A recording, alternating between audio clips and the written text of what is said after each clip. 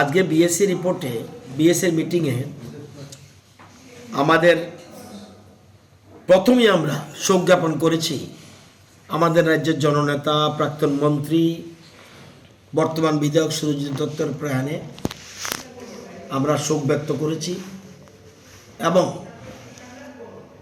পরিবার পরিজনের প্রতি সমবেদনা জানিয়েছি এবং ওনার মৃত্যুতে 1 মিনিট আমরা নীরবতা পালন করেছি। তারপরে বিএসসির মিটিং শুরু হয়। বিএসসি মিটিংয়ে আমরা যদিও এবার বিষয়টা গভর্নর ভাষণ দিয়ে শুরু হবে, গভর্নর ভাষণ শুরুর পরে 3 দিনেই ইচ্ছা করলে হাউস শেষ করা যেত, কারণ কোনো গভর্নমেন্ট বিজনেস তত কিছু নেই। ছোট্ট একটা বিল আছে, এরপরে যদি আসে আমি জানি না, এরপরে বিল আসলে দেখা যাবে বা কোনো যে বিজনেস থাকলে আসা যাবে। 3 দিনে শেষ করা যেত, কিন্তু এখানে অধ্যক্ষ মহোদয় এবং বিএসসি মিটিংয়ে যে 3 দিনে শেষ করতে পারলেও ওয়ার্কিং ডে 5 অর্থাৎ শুক্রবার থেকে হাউস শুরু হবে, বৃহস্পতিবারে গিয়ে শেষ হবে। গভর্নরের ভাষণের উপরে ইচ্ছে মতো বিভিন্ন দলের যে সদস্যরা রয়েছেন তারা আলোচনা অংশগ্রহণ করতে পারবে।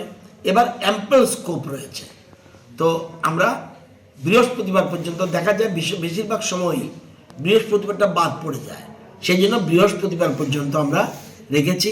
3 দিনই অনেকে রাজি ছিল, কিন্তু দেখা গেল পরবর্তী সময় সবার কথা চিন্তা করে, অপোজিশন দলের কথা চিন্তা করে, কংগ্রেস বিধায়কদের কথা চিন্তা করে, আর তীব্রমতা দলের সদস্যদের কথা চিন্তা করে, সিপিএম পার্টির কথা চিন্তা করে এবং আমাদের দলের কথা চিন্তা করে আমরা 5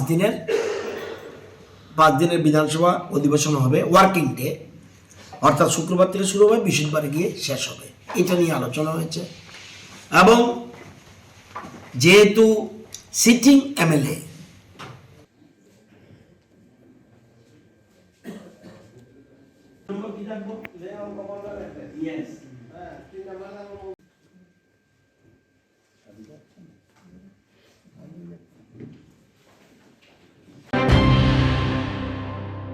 মশলার দায়িত্বে হাম্বাই গ্রুপ, গুণমানে সেরা, রান্নার ভরসা।